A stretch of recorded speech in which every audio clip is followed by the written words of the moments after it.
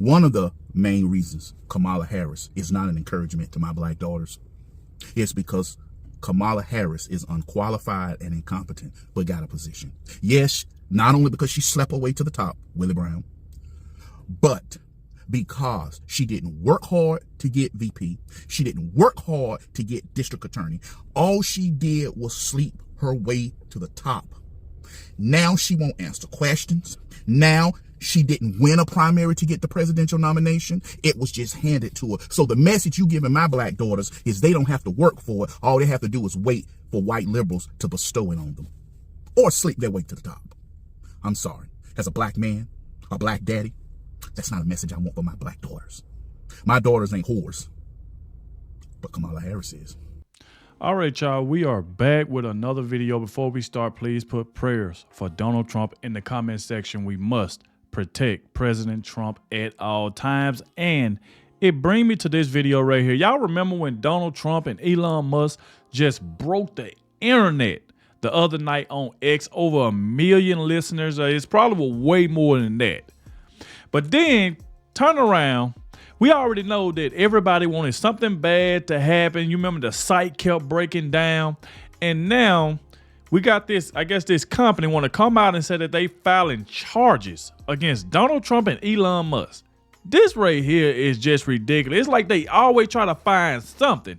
They always try to find something to go against Donald Trump with. Let's file charges because he said this. Let's file charges because he said that. We gonna check out the video by Liberal High Mind, how this guy went on CNN and just straight destroyed them over this crowd.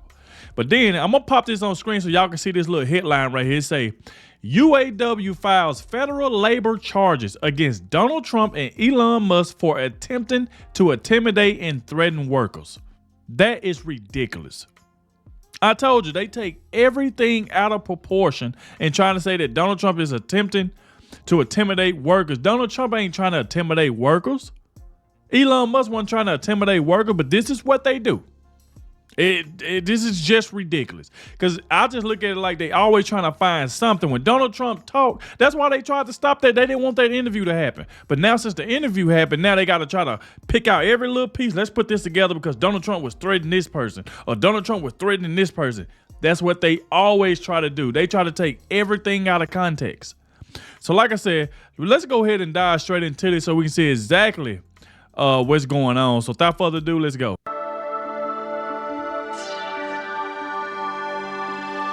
Hey guys, welcome to the Liberal Hive Mind, a channel solely focused on exposing the abundant hypocrisy of the left. Alright, so obviously we've been talking about voter demographics. It's the middle of an election season. You know, that's certainly not surprising, especially in an era of intense identity politics. And you know, for the most part, just naturally following the headlines, we've been so hyper-focused on the black vote, right? Young voters, black voters, which you know is all fine and dandy, but I'm really starting to question why we spend so much time focusing on the Democrats' top demographics rather than looking at the big picture. Folks, if Trump's gonna win, it's not because he's gonna miraculously flip Detroit. If Trump's gonna win, he's gotta win through the suburbs and rural areas. He's gotta win through enthusiastic, white working class voters. You know, that was the key to victory back in 2016. There was a natural ground-swelling phenomenon in some of the most important battleground states that frankly was unexpected at the time. Well, again, I asked the same question, who's to say that's not happening right now? And we've got some evidence to back the theory up. Let me show you guys exactly what's going on. We got some stuff to get into, so let's roll the tape. Alright friends, so I know what the polls are telling us that somehow Kamala Harris is now extremely competitive in all the most important battleground states. You know, that's what they tell us, but you know, I'm not so sure Kamala Harris is as strong as a candidate in this area, especially in the Rust Belt, as people suggest she is. I think that's why the decision for her vice presidential pick ended up coming down to either Tim Walz or Josh Shapiro. You know, maybe the thought process was that Kamala wouldn't be so appealing to white working class people in the Rust Belt. I think the Democrats immediately put the finger on their weakness. And of course, like I said earlier, the narrative at least right now is that Kamala Harris has no weaknesses. She can do no wrong, she is perfect, but something similar to what we saw in 2016 just might be happening.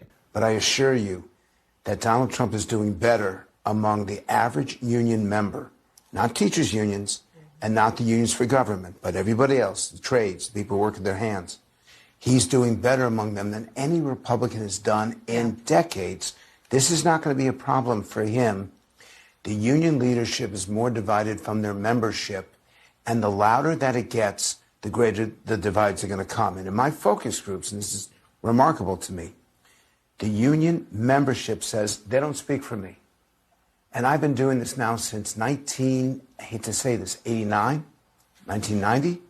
I've never had union people publicly say they don't speak for me. Well, look, I mean, I think for many of those voters who are members who look at Donald Trump as being more representative of talking directly to their plight as working class white voters will probably stick with him anyway. I mean, I think the whole idea of like the Make America Great Again movement for a lot of people is to go back to a moment in time where they felt financially secure. You could work 40 hours, 60 hours a week, you could afford a home. You can afford to put your kids through college or through a trade program if you so chose. That's no longer the choice for a lot of middle class or average working class people. And so despite what occurred the other day, I think a lot of those individuals will have that in mind and will still probably vote for him in November anyway. Pollster Frank Luntz goes on CNN to warn the Democrat establishment that possible trouble is afoot. Again, building on the year's trend, Democrats want to convince you that everything changed the moment Kamala Harris entered the race and that everything that happened prior was irrelevant, but I refuse to accept that premise. There was clear momentum, a clear trend happening, and now we're supposed to believe that it's just gone. It never actually existed or it's been totally negated. Give me a frickin' break. The discontent still exists.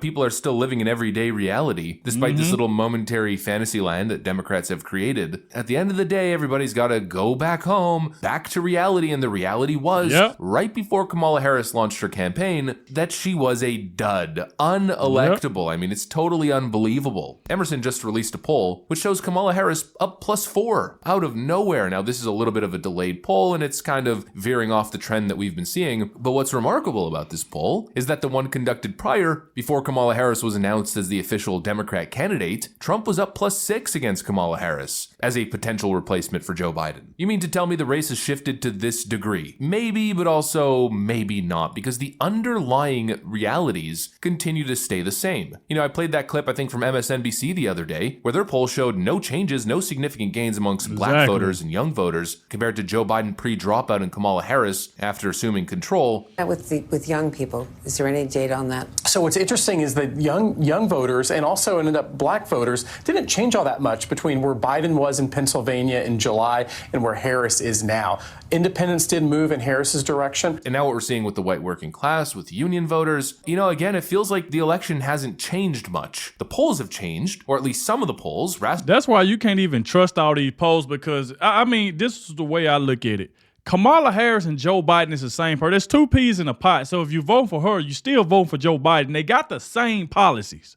So I don't see what the big difference is. Oh, we just gonna throw Kamala in there. She got the same policy. The woman had 3.5 years to fix this country, and she did nothing. Did absolute nothing. Now she want to get on her rally campaigns and talking about, I'm going to do this. I'm going to bring food prices down. I'm going to do this. I'm going to close the border. She had 3.5 years to do it, and she didn't do it. She didn't do it. So if she didn't do it in 3.5 years, what make anybody believe that she's going to do it if she's elected president? She didn't do it in 3.5 years. She can do it now. She can try to close the border now. She can try to bring food prices down now. She can try to bring gas prices down now. She don't want to do it. She want to make you vote for her, and then she'll promise you that if she get elected, then she's going to do it. When the woman been in office 3.5 years as vice president, she ain't did nothing. Ain't went to the border. Don't care about the American people. So I don't get what the big difference is, because like I said, voting for her is still you voting for Joe Biden. I'm telling you now, just watch. Donald Trump is going to destroy her at that debate. She is going to get destroyed. They're going to be looking to try to remove her next. Watch what I tell you. So I don't believe any of these polls. There's no way Donald Trump been putting all this work in, and then she just take Joe Biden's spot, and all of a sudden she just ahead of Donald Trump in polls. That's a lie. We already know they're getting to the point now where they're ready to start this cheating crap because it's getting closer and closer to November. So come on. The woman ain't did an interview. She ain't did no sit-down interviews. She ain't talking to any reporters. And you telling me she's ahead of Donald Trump in polls? And she's been running from the media? She's literally been running from interviews. Ain't did anything. And all of a sudden, she's just ahead of Donald Trump. Donald Trump been doing press conferences, answering the tough questions. J.D. Vance answering the tough questions while they just sit back, Tim Walz and her sitting back hiding. Man, you got to be kidding me. This is the crap they're going to start trying to do. We're going to start this cheating crap, and we are watching. There's no way this woman is ahead of Donald Trump in any polls. There's no way. Rasmussen hasn't changed much. The latest Fox News poll has reverted to basically the previous numbers that it was getting. Trump is back in the lead. But anyways, the mainstream polls changed, but the analysis of the realities on the ground hasn't seemed to change much. The story this year still should technically be devastating politically for the Democrats. I mean, just think about it. A union president spoke at the RNC this year. Of hearing from new, loud, and often critical voices. And I think we all can agree, whether people like him or they don't like him, in light of what happened to him on Saturday, he has proven to be one tough SOB. And like many of my fellow union members, I've been a Democrat my whole life. And like so many of my fellow union members, we have come to expect empty promises from Democratic politicians. Out-of-control inflation is squeezing budgets, and both violent crime and drug epidemic are pushing people out of our cities, all while Democrats do nothing. So that's why this union Democrat, along with many of my local union members, will be voting Trump this November. Democrats are on shaky grounds with black voters, young voters, Hispanic voters, to a certain extent, and even with union laborers. Yep, because like I said, if you see what Kamala Harris is trying to do, she's trying to pander to black people. Now you see she had Megan Thee Stallion up there twerking at a political rally. I mean, this woman is a fake. She's a fraud. She don't take anything serious. All she do is laugh. She repeats herself every rally. Listen to her rallies. If she go to one rally, everything she said in that rally, she gonna say it in the next one. She don't change up anything. She has nothing new to say. Nothing. Anytime when she do a little press conference, this woman can't even last an hour. She can't even talk for an hour. Her press conference be like 10, 15 minutes and she's gone. And one of her first policies is stealing from Donald Trump, no tax on tips. She is not original. She don't have any policy because the woman had 3.5 years to fix this country and she refused to do it. She didn't do anything. She let the American people down, and all of a sudden now we supposed to just want to vote for her. When she was behind Biden this entire time, when she knew Joe Biden wasn't no good, and she hid it, probably because so she can get the position she's in now. They pushed Joe Biden out and brung her in. That's probably what she wanted the entire time, the reason why she was lying about Joe Biden.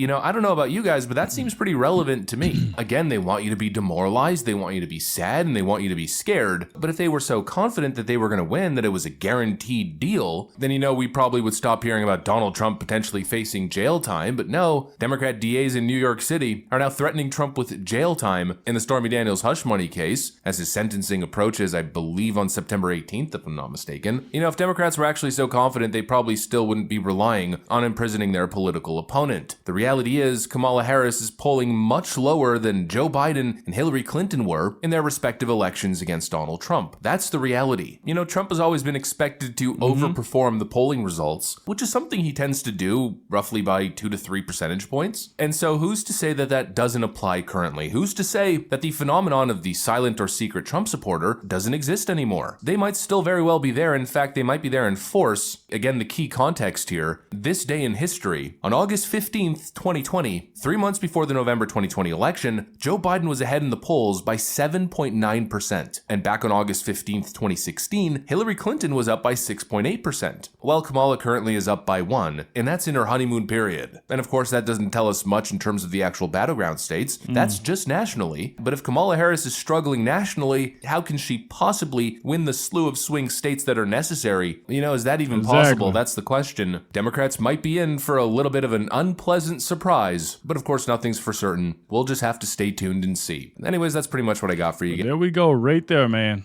There we go right there.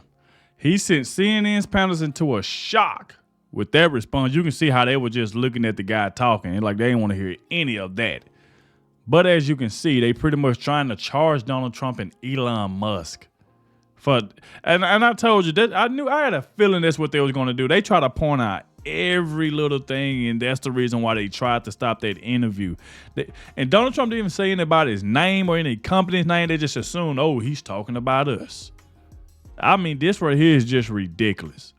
And we do not believe a lot of these polls, especially somebody who ain't been in the poll, who ain't been in the running in a month. She been in about a month now. No interviews, ain't did anything but just go at rallies, talk at her rally because there's nobody to challenge her on what she's saying, and she just all of a sudden beating Donald Trump. Like, get out of here with that. That is ridiculous. So like I said, y'all let me know in the comment section what y'all think about this. Thank you all for watching, and I'll catch y'all in the next one.